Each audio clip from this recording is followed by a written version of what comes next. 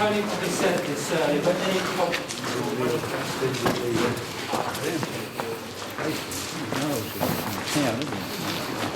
Yeah, this one was.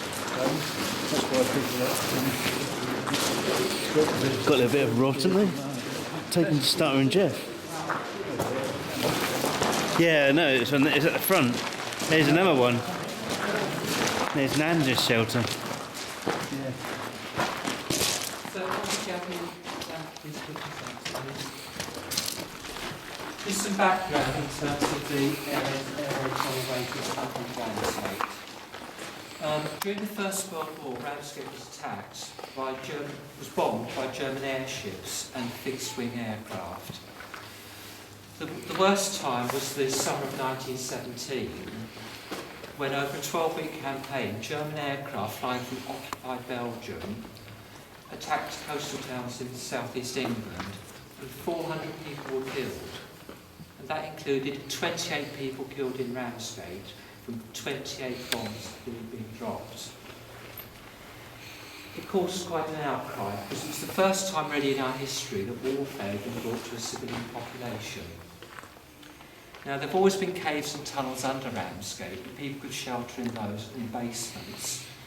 But where there was protection, it wasn't necessarily in the right places. Memories of what happened continued into the 20s and 30s, and then in 1933, Hitler came to power in Germany. Germany started to reassert itself, and there was danger of another war increasingly as the 30s went on. Between 36 and 39, there was a civil war in Spain, and both Germany and Italy took sides, and they used the civil war to practice bombing tactics and to try out different kinds of bombs. The Italian Air Force killed 1,000 people in a day of sustained bombing in 1938 in Barcelona. But they weren't able to match the Germans, who the previous spring, had killed in one afternoon 1,654 people in the northern Spanish town of Guernica. So we moved from a situation of tens of people being killed in the First World War to the potential of thousands of people being killed in the late 1930s. So, central and local government in this country began to look at defences against aerial attack. And here in Ramsgate we were really lucky thanks to two people. ABC Kemp, Councillor Kemp, who later became mayor. Here's a picture of him, but he was about 6'4" tall, so I think I'll just elevate him a little bit to be a truer picture. And obviously it's the mayor in the photo here. And we think it's this man leaning in here, Dick Brimmel, the borough engineer. From 1936, Brimmel drew up plans for an area system under Ramsgate. The plans had to be passed through the town council, and through Kemp's efforts in particular, they were passed through the council. They had to go to the Home Office.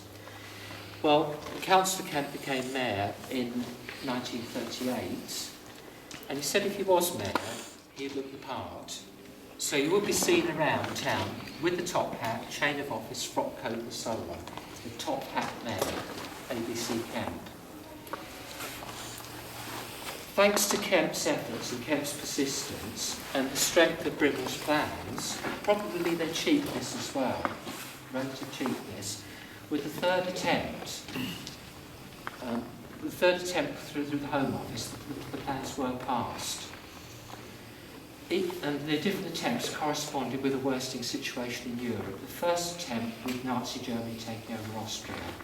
Second attempt with the German-speaking areas of Czechoslovakia being given to Germany.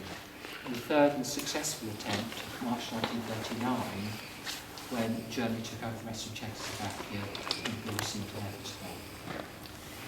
You saw in the film that things moved on really quickly in terms of construction. Brimmel's plan was ambitious. The air raid tunnels would have a capacity of 35,000, the population of the town at the time.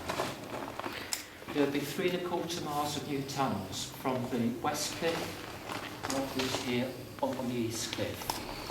There'd be 12 public entrances, mainly on council-owned land. Parks, gardens, squares, car park, that kind of thing. And rather cleverly, Brimble arranged it so that the tunnels would run under roads. So you'd have to ask permission from landowners to tunnel under their land, and also the council will not have any claims for substance on its property. Right, if you'd like to move forward now,